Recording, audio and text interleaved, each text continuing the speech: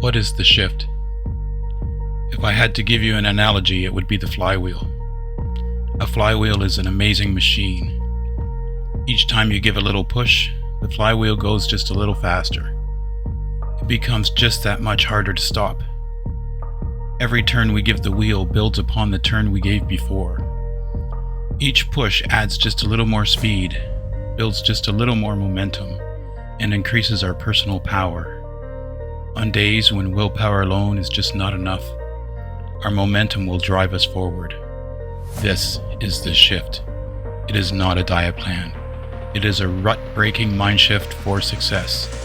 The shift is a momentum-building machine that builds up slowly by taking small, simple, painless actions that on their own do very little, but soon build up into a monster. And almost without realizing it, you find yourself shifting gears, harnessing this massive momentum now carrying you forward, and you will find yourself just enjoying the ride. So how do I get started? What is a shift? How do we do this? How does it change your life, or just help you lose weight? In this video, we'll break down what a shift is and demonstrate to you an example of its power. If you watch this entire 5-minute video, you will have enough understanding to make your first shift. The key to making the shift is that the shift should require only the tiniest amount of discipline, should take nearly no time or energy, be small enough that you're willing to do it even on a bad day. And yet, this tiny thing starts you moving a bit closer to where you want to be, puts wins in your win bank, and adds momentum to your wheel. Don't underestimate how powerful a little shift can be. For about 5 years, every new year, I promised myself I'd lose weight. I'd have some mixed success, but by December, I always gained it back. I switched up my approach, away from big resolutions and all at once life changes, to a gradual, mentally and emotionally easy, sane approach that focused on long-term results. So what exactly is a shift, and how does it change your life? When a coal miner spends a day digging underground, he is putting in his shift. He won't get paid for his work for another week, but when he does get paid, he gets paid all at once. Putting in your shift works almost the same way. A shift is the smallest possible unit of work that builds momentum towards the person you want to be. Let's say your goal is to become the version of yourself that consistently runs on the treadmill before work. You wanted this bad enough that you bought a treadmill. You know you enjoy running, but you can't seem to be consistent about it. You know it should just be a habit, but you can't quite get yourself there. I was in this position not long ago. You see, I had been running every weekday for 9 months, but then I caught a series of infections and I stopped for a few weeks. After that, I just couldn't make myself get back on the treadmill. I would tell myself that I'll just have a coffee first. Maybe, read something on the computer. Then I'll just tell myself I'll go for a walk tonight instead. But I wasn't doing that. I'd lost at this point 100 pounds and the weight was creeping back. I'd gone from someone who couldn't walk up 2 flights of stairs without stopping into someone who ran 10Ks, and I was in danger of giving up all that progress. But I had momentum stored and wins in my win bank. They just wouldn't let me give up the idea of getting back to running. That's when I employed a shift. I made a zero stress, zero guilt agreement with myself about action I could take, even on my lowest days. I would start to put out my running clothes every night. If I did that, I could call it a win. It was a step in the right direction, a turn of the flywheel, and so that is what I did every night. But I still found that even with my clothes already out, morning would come and I still wasn't feeling it and I wasn't running. Yet, I continued to put my clothes out. My wife would look at me and smile knowingly. I would say to her, "I know," and smile back and put my clothes out. But after a while, it became a true routine to put out my running clothes. So I just kept doing it. And although I felt silly, I had just created a little momentum on my road to my goal. One more positive behavior was locked in, another win in my win bank, and momentum added to the wheel. I then decided a second shift was needed. Just another small, effortless step closer to my goal. I made another agreement with myself that every morning I would at least put on my running clothes before I could have my coffee.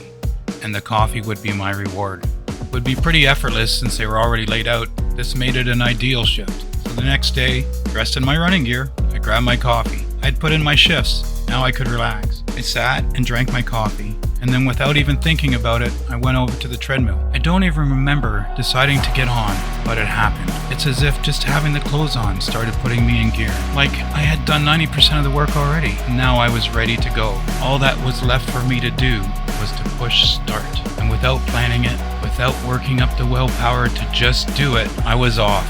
running. I've been running every single day since. With 2 simple, easy, effortless shifts, I'd turn my entire future around. What shifts can you make? What could happen for you if only you took a goal of yours off the shelf and decided to commit to accomplishing just the smallest bit of it every single day? Where might you be in a month? I put nearly 250 miles on my treadmill since I put in my second shift. How far will your shifts take you? As you can see, shifting is an effortless, easy way to start building the habits you want to adopt. But we can level this process up so much. By the end of this video, you will learn how to make 1 + 1 = 3 and level up your progress just by combining 2 of our easy, effortless shifts and running them together in a way that has them reinforcing each other. You will greatly increase their power, but not the effort you put in.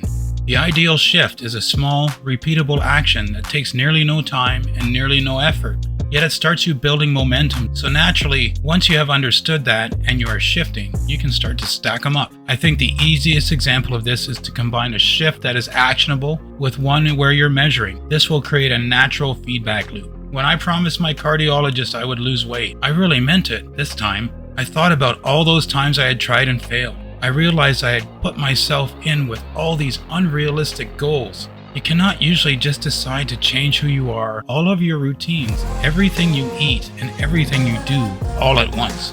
I thought, if I could just take all the pressure and guilt out of the process and set goals I could always achieve no matter what, that might keep me motivated for the long term. Then maybe I could just keep doing that. I started with tiny shifts. One was an action, the other a measure, and I paired them up. I didn't call them shifts at the time. I just called them agreements. So you can think of a shift as an agreement with yourself. I would weigh myself every morning without fail and enter it in my log. Total time, 5 seconds. My agreement, so long as I did that, I could count it as a win. I also shifted my food. I would not restrict any food at all, but I would instead double the amount of vegetables at every meal and eat only to 80% full. So instead of denying myself, I was just adding in better things. This food shift added 0 time and 0 effort to my day. Yet it let me feel better about how I was eating, and that added momentum every meal, putting me in the right direction. As you can see, neither one of these shifts were very difficult or time consuming. They all added momentum to my life and started filling my win bank. Tracking my weight every day in an app became a source of pride, and the pounds slowly dropped off. Suddenly, each time I was on the scale, I found myself mentally reviewing everything I ate the day before. That just made me excited to keep eating better. Every time I ate, I did so mindfully, without planning to do it. I found myself turning away high-calorie junk food. Something about having that daily, impartial feedback from the scale each morning, backing up the shifts I made on the plate.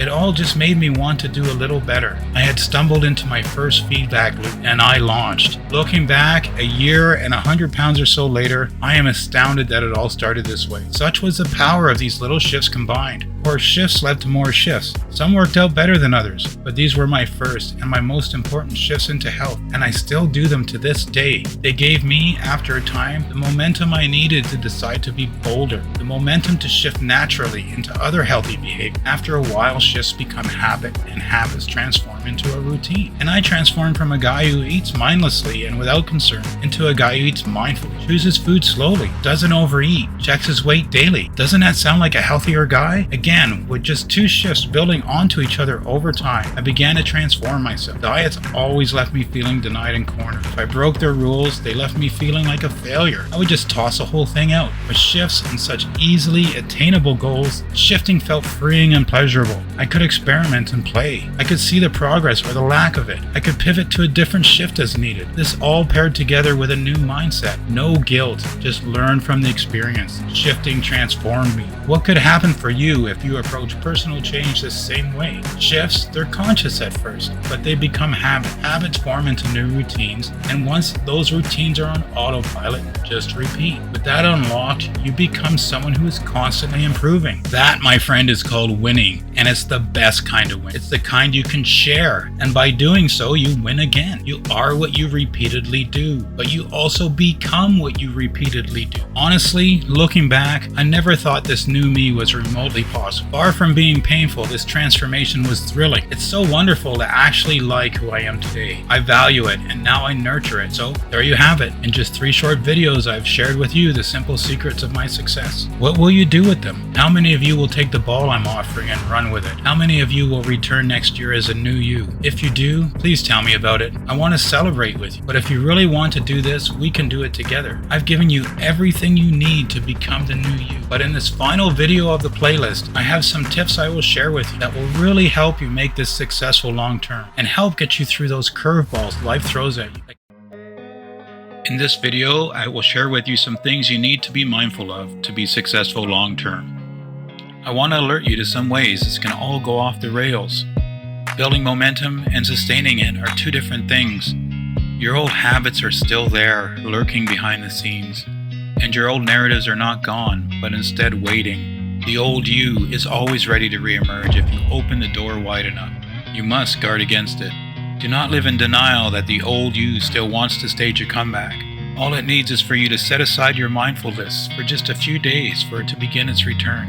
I'm going to break down 3 scenarios that can stall and reverse your progress and let these monsters in the closet reemerge. Up until now, I've provided everything you need to create a slow, steady transformation with the focus on using the shift for weight loss. But you can apply the same process to so many areas in your life, which brings us to the first of 3 major ways you can derail your progress without realizing it. The first, overstacking. Too much, too fast, too soon. Because shifts are so easy and consume barely any time, and can be applied so readily to many aspects of our lives outside of weight loss, you can feel caught up in the momentum, and without realizing it, pile on too many at once.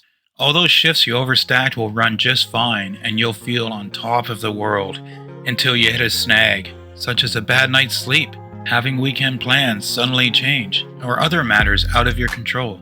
These snags in life frequently occur, and when they do, they derail the conscious shifts you are making, and it means you have overstacked. I was at one point trying to meditate before bed, eat according to my shifts, train for my 10K, and run about 5 other shifts in different areas of my life. The end result? I was doing none of these shifts with 100% consistency. Every night I went to bed remembering there was 1 or 2 I forgot to do. Shifting is about consistency and developing daily habits. If you find you have shifts that you are not nailing 100% of the time, set those aside for now. Keep the ones you are nailing 100% until they are unconscious habits and become part of your natural routine. If you are new to shifting, limit yourself to just 2 or 3 shifts at a time at the max, ideally 2. What? You think 2 is not a lot? Is 2 life-changing habits at the same time really not enough? Think about it. We are running shifts for the impact they have, not for the sake of running shifts. By running too many shifts at once, it cannot have the same impact. The other real danger of overstacking is that as you fail 1 or 2 shifts, it robs you of so much momentum. When that happens, our previous habits wake up and start running their old narratives in our minds. If you are in denial that you still have these lurking monsters eager to claw forth, you will not recognize them when they start to appear. The narrative they give you will sound so benevolent. Just skip it today. You have so much going on. Just eat a little something for comfort. I can just start shifting again anytime I want. We are so very good at telling ourselves perfectly rational reasons to stay or fall back in our ruts. That's why we call them ruts. Easy to slip into, difficult to step out of. Limit yourself to running 2, perhaps 3 shifts at one time. Do not add additional shifts until you are certain those shifts are now an unconscious habit and have fully consolidated into a daily routine.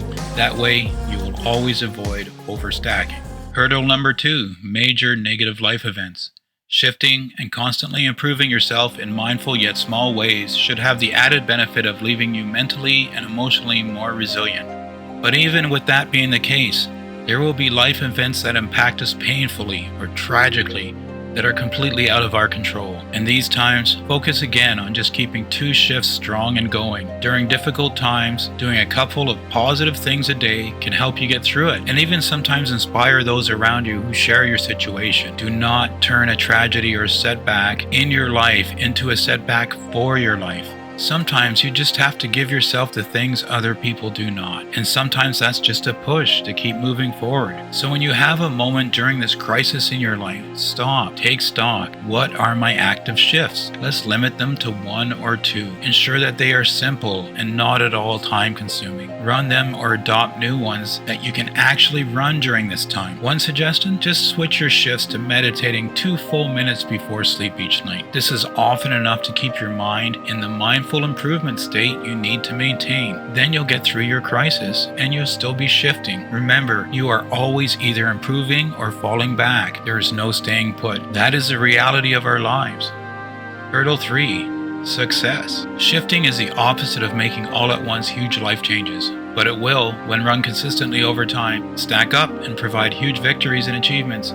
You'll hit major milestones. After a year of weight loss and running, I completed my first 10K race in October 2022. It was truly the capstone on a year of consistent effort and transformation. And all this with a serious heart condition. Just 12 months prior to that race, I was not able to walk up from my basement to my bedroom without stopping on the landing for a few breaths. Now I'm taking the stairs 2 at a time, not even noticing them. With that finisher medal around my neck, I felt this incredible sense of accomplishment and self-satisfaction. Then for some reason, I stopped training for a bit. I had this huge win under my belt, and instead of filling me with momentum, my whole psyche fell for this trap of deserving to take a rest. Take it easy for a while. That was my old way of thinking, always there lurking and looking for opportunities to exert control again. Old you will use tragedy and success in your life equally. Old you can sound benevolent and logical. Time to rest. You deserve a treat. Well, maybe you do, and maybe you do it. Forgive yourself and move on. But the next day, old you will be all the more powerful. The voice of procrastination and stagnancy. That's the old you. Gaining momentum by stealing it from you. Do not let old you sap your momentum. The fix is mindfulness and not being in denial that the old you is still around and fighting for control. A real friend does not tell a formerly obese person they deserve a treat, but our own voice in our own head during our best days, when we are at our highest, will do exactly that. Old you will say things in the most benevolent of voices, perfectly timed to ensure your agreement. Time to celebrate by indulging in some old crappy habits we've worked so hard to bury. Be mindful when setting out to achieve a big dream that afterwards you will hear such advice from your own self. If you are doing a huge event, let's say you're doing your first 10K, decide ahead of time on what your celebration will look like, and then stick to that and only that. It is highly imperative that the very next day you restart your shifts, so make sure that it is part of your plan going in. In the movie Conan the Barbarian, the wizard cautioned that success will test one's mettle as surely as the finest steel. This is so very true. Think of all those celebrities we have seen lose weight so publicly for a huge role, only to later gain it back quietly. They are just like us in that sense. Shifting is about constant improvement. It's not about improving, getting a win, and then taking a few weeks off. It's about mindful, small, effortless shifts you repeat daily to build and maintain momentum in your life towards self-improvement.